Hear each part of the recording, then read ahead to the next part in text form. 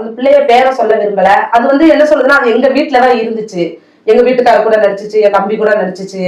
நடிச்சுட்டு இங்க இருந்துட்டு போய் அங்க போய் லைவ்ல போய் எஸ்எஸ் ஃபேமிலி கூட்டி கொடுக்குற ஃபேமிலி, திவ்யா வந்து அவங்க அம்மா வந்து தத்தெடுத்த பிள்ளை, திவ்யா நல்ல பிள்ளை கிடையாது, கார்த்திக் நல்ல பையன் கிடையாது, ஆசிரமத்துல வளர்ந்த பிள்ளைங்க வந்து கெட்டவங்க தான் அப்படின்னு சொல்லி சொல்லி சொல்லி சொல்லி வீடியோ போட போட போட போட திவ்யாவுக்கு வெறியாகி அது ஒரு வீடியோ போட்டு விட்டுருச்சு. அது இப்போ வந்து அந்த பிள்ளை போய் போலீஸ் ஸ்டேஷன்ல கம்ப்ளைண்ட் பண்ணிருச்சு. இப்போ அதுதான் போலீஸ் ஸ்டேஷன் இன்னைக்கு போறோம். உண்மையா அந்த பிரச்சனை உண்மையாவே அந்த பிரச்சனை தான். நான் ரியலாவே சொல்லிக்கிட்டு இருக்கேன். நான் சொன்னது எதுவுமே பொய்யே கிடையாது. இல்ல நீங்க எல்லாம் பண்றது பார்த்தாவே கண்டென்ட்காண்டே பண்ற மாதிரி இருக்கு. கண்டென்ட்டே இது கிடையாது. நீங்க 100 தடவை கேட்டாலும் நான் உண்மையை தான் சொல்றேன். இது கண்டென்ட்டே கிடையாது. நாங்க ரியலா தான் வாழ்ந்துட்டு இருக்கோம். எங்க நாங்க கண்டென்ட்னா ஒரே வாரத்துல அவங்க வீட்டு அவங்க அம்மா போன் போட்டுட்டே இருக்காங்க. அவங்க அம்மாவுக்கு உடம்பு சரியில்லை, ரொம்ப உடம்பு சரியில்லாம இருந்தப்ப அது கூட அவ வீடியோ போட்டிருப்பான்னு நான் நினைக்கிறேன். அது கூட அவ போக